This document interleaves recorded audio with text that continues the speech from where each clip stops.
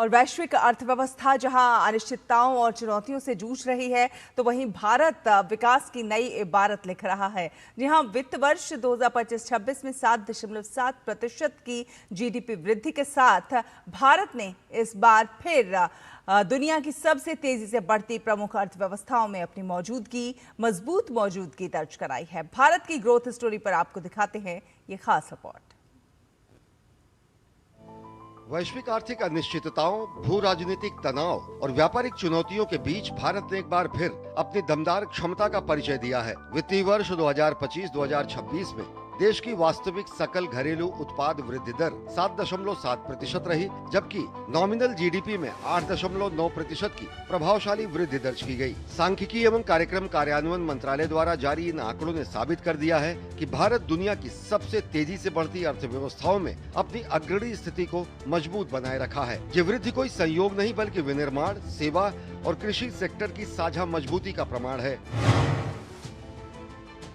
सांख्यिकी एवं कार्यक्रम कार्यान्वयन मंत्रालय द्वारा जारी इन आंकड़ों के मुताबिक भारत के मैन्युफैक्चरिंग सेक्टर ने जीडीपी में सबसे ज्यादा मजबूती दी। विनिर्माण क्षेत्र में दोहरे अंकों की वृद्धि दर्ज की गई और पूरे सेकेंडरी सेक्टर को 8.8% की मजबूत वृद्धि प्रदान की। उत्पादन गतिविधियों में तेजी, बुनियादी ढांचा परियोजनाओं पर बढ़ता सरकारी खर्च, घरेलू मांग में सुधार और निर्यात में उछाल ने इन क्षेत्र को नई ऊंचाई पर पहुंचाया है। पीएलआई योजनाएं, बढ़ते निवेश और घरेलू बाजार की मजबूती ने मैन्युफैक्चरिंग को गति दी, जिसका सीधा लाभ रोजगार सृजन और पूंजी निवेश दोनों में दिखा। ऐसे में भारतीय मैन्युफैक्चरिंग सेक्टर अब न केवल घरेलू जरूरतों को पूरा कर रहा है, बल्कि वैश्विक आपूर्ति श्रृंखला में अपना महत्वपूर्ण स्थान बना रहा है। भारत के ग्रोथ इंजन को सर्विस सेक्टर ने भी मजबूती प्रदान की।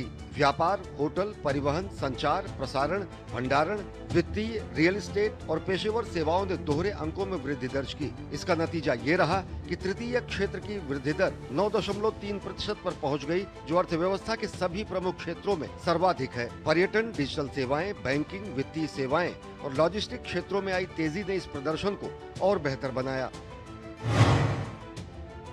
केंद्र सरकार की मजबूत कृषि नीतियों के चलते देश का किसान समृद्ध बन रहा है। साथ ही कृषि क्षेत्र के दम पर देश की जीडीपी भी नई उड़ान भर रही है। कृषि क्षेत्र की वृद्धि दर 3.2% रही। अच्छा मानसून, खाद्यान्न उत्पादन में वृद्धि और मत्स्य क्षेत्र के बेहतर प्रदर्शन ने ग्रामीण अर्थव्यवस्था को मजबूती दी। खाद्य सुरक्षा सुनिश्चित करने के साथ साथ ग्रामीण आय में वृद्धि ने उपभोग मांग को बल प्रदान किया, जिसका सकारात्मक प्रभाव समग्र अर्थव्यवस्था पर पड़ा। सांख्यिकी एवं कार्यक्रम कार्यान्वयन मंत्रालय द्वारा जारी आंकड़ों के मुताबिक वित्त वर्ष की आखिरी तिमाही में भी विकास की रफ्तार कायम रही।